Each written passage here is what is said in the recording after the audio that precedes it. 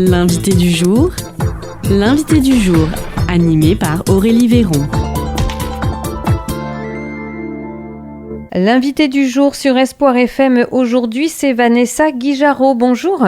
Bonjour. Alors, vous êtes la propriétaire de la ferme et du musée du Pruneau. Est-ce que vous pouvez nous présenter ce site et nous expliquer où est-ce qu'il est ? Oui, alors nous sommes avant tout producteurs transformateurs de pruneaux. Nous sommes situés à Lafitte-sur-Lot, au bord du Lot, donc sur notre ferme, il y a la possibilité, donc vous trouvez le musée du pruneau, donc le seul du département. Vous avez, donc c'est un musée qui fait 400 mètres carrés avec une visite qui dure à peu près 1h15. Et puis ensuite, vous avez donc un labyrinthe végétal de maïs et vous avez la guinguette du Lot également sur la ferme, là pour le coup qui est vraiment au bord de l'eau, pour pouvoir vous restaurer le midi et certains soirs de l'été. Alors ça fait beaucoup de choses, on va revenir en détail sur ces différentes activités proposées et que on va pouvoir profiter de l'été justement pour les découvrir. Mais avant, donc vous avez dit que vous êtes aussi producteur de pruneaux. Comment vous faites toutes ces activités, Vanessa ?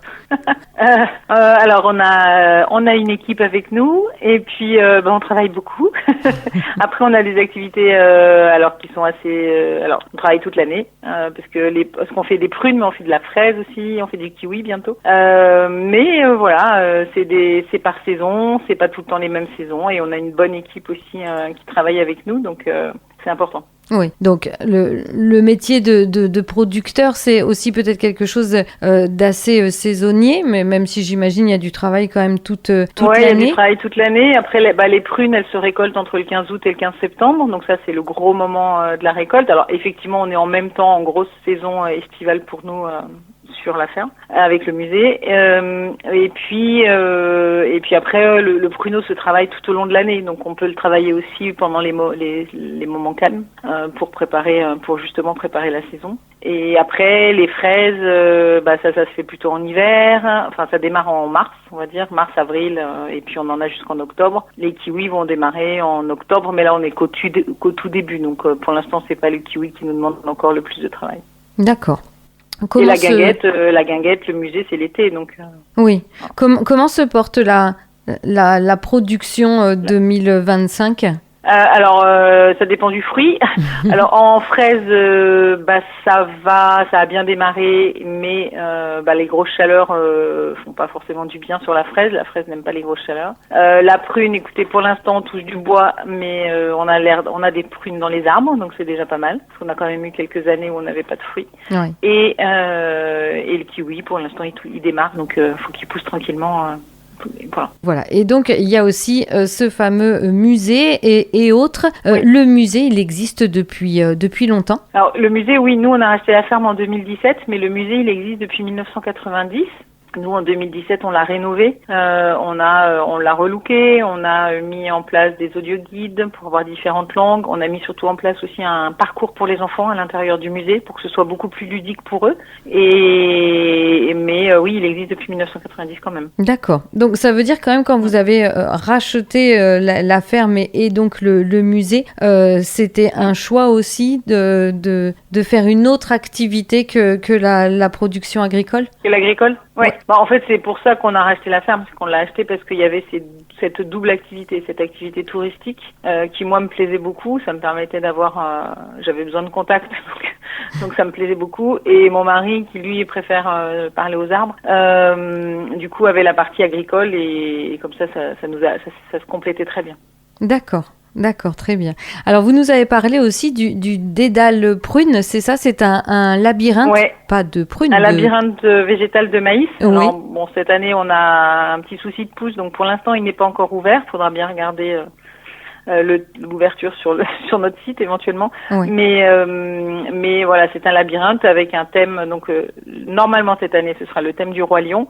Et les gens viennent faire des jeux à l'intérieur du labyrinthe sur ce thème-là. Voilà, pour se perdre dans notre labyrinthe. D'accord, donc ça c'est une première ou c'est non, ça fait très très longtemps qu'il existe, notre labyrinthe végétal de maïs, c'est pareil, ça doit faire 30 ans qu'il existe. On a quand même des habitués tous les ans qui viennent faire ce dédale prune. D'accord. Et parce que c'est un labyrinthe qui chaque année change, le chemin n'est pas le même? C'est ça. Tous les ans on récolte le maïs, donc on le ressème tous les ans et du coup le tracé change également tous les ans. D'accord. Donc voilà. Donc cette année sur le thème du roi lion, c'est bien ça? Oui. Comment il est ça. choisi ce thème? Qu'est-ce qui... On le choisit, on est 2 en boutique nous toute l'année, donc on brainstorm toutes les 2 et puis on choisit en fonction on va dire des modes pour les enfants, de ce qui est préféré, s'il y a un dessin animé qui sort, s'il y a des choses, voilà. Et le Roi Lion se prête bien, les Disney se prêtent bien en général parce que c'est connu. C'est connu par les gens, donc comme on fait des petites énigmes, des choses comme ça dessus, le but c'est que les gens connaissent, quoi. Oui, c'est ça. Donc au travers du labyrinthe, il y a un peu comme une chasse au trésor. Il y a des énigmes, des questions, des choses comme ça. Oui, voilà, il y a des petites énigmes, des petites choses à trouver. C'est à partir de 3 ans, donc il y a des jeux aussi juste visuels pour les enfants. Voilà. Donc du coup, oui, c'est très ludique, c'est assez ludique.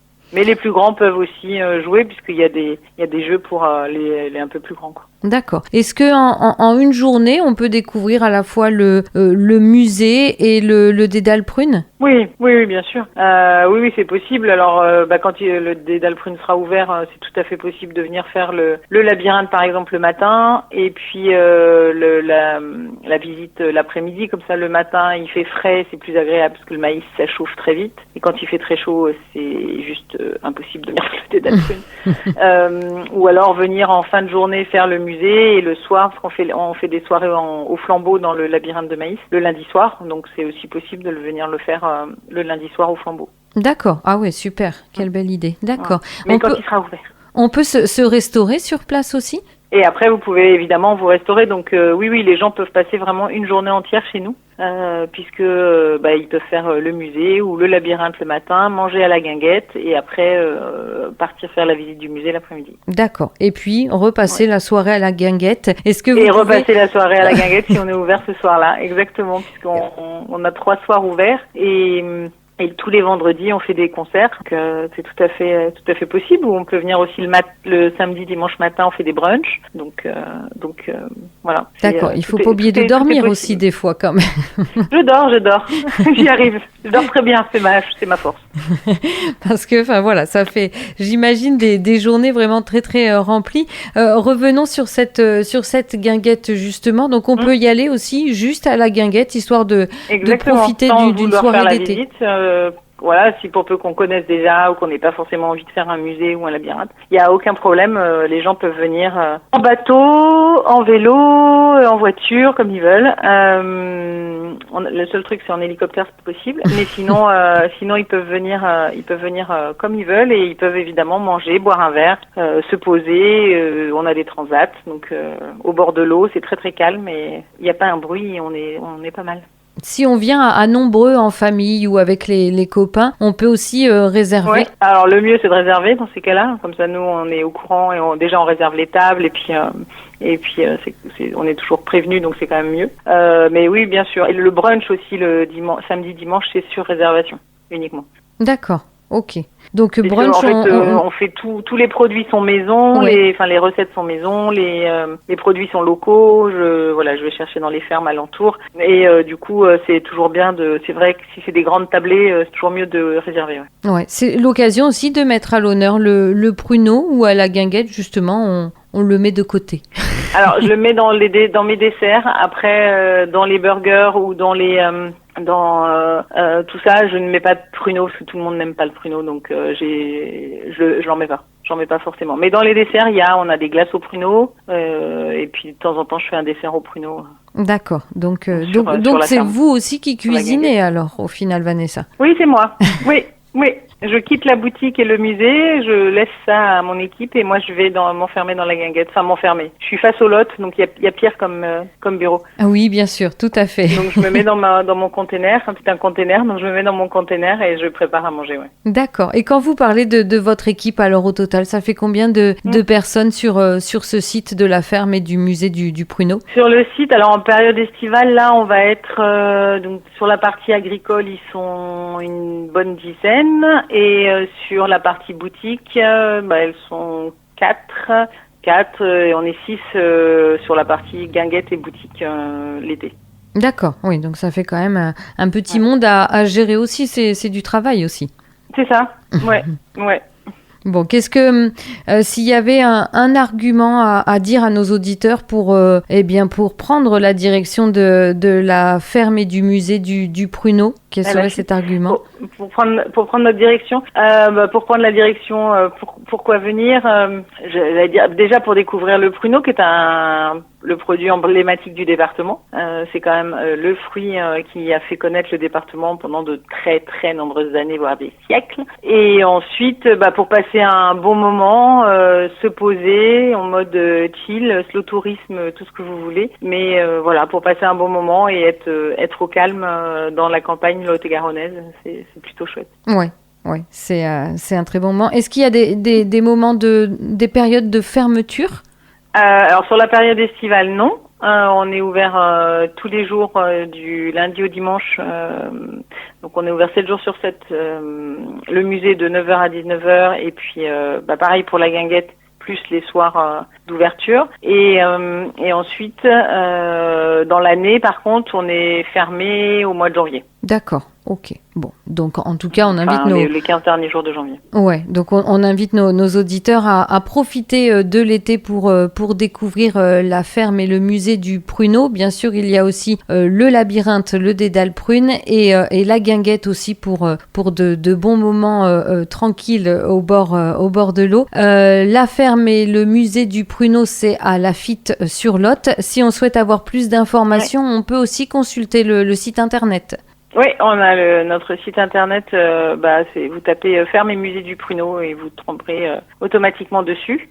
Voilà. Et après, voilà, vous avez besoin de l'adresse internet? Non, alors moi je peux la dire, je l'ai sous les yeux, donc c'est www.musée-du-pruneau.com. Mais c'est vrai que si on le tape sur le moteur de recherche, c'est aussi donc très facile à trouver. Voilà. Une date peut-être importante, est-ce que on célèbre toujours le Pruneau au mois d'août? Est-ce que ça se fait encore? Alors à une époque je faisais la fête du Pruneau, je la fais plus. Ouais. Mais par contre nous tous les vendredis sont des dates importantes de l'été puisqu'on a tous les vendredis on a nos concerts. Donc après en fonction des styles, pareil vous avez tout sur le site, vous avez tous les concerts qui sont annoncés et ça permet aux gens de choisir le style de musique puisqu'on va du rock au blues, au jazz, à des soirées karaoké, voilà. Donc des soirées DJ même. Donc du coup voilà, il n'y a pas de date particulière, mais vous avez par contre effectivement tous les vendredis d'été. Oui, une véritable ambiance estivale. Je l'ai pas dit aussi à nos auditeurs, mais on vous retrouve aussi bien sûr sur les réseaux sociaux Facebook et Instagram. Hein, c'est bien ça. Oui. Voilà. Ouais. Bon, eh bien, je pense qu'on a tout dit. Oui. En tout cas, merci beaucoup Vanessa Guijarro. Donc je le répète, vous êtes la propriétaire de la ferme et du musée du Pruneau à Laffitte-sur-Lot. On invite nos auditeurs à venir découvrir ou même redécouvrir ce lieu dans lequel on peut à la fois apprendre, visiter, mais aussi s'amuser, se reposer et puis aussi se faire plaisir parce que on peut déguster aussi. Ça fait partie du programme. Exactement. En tout cas, merci à vous Vanessa et très bel été alors. Ouais. C'était l'invité du jour, animé par Aurélie Véron.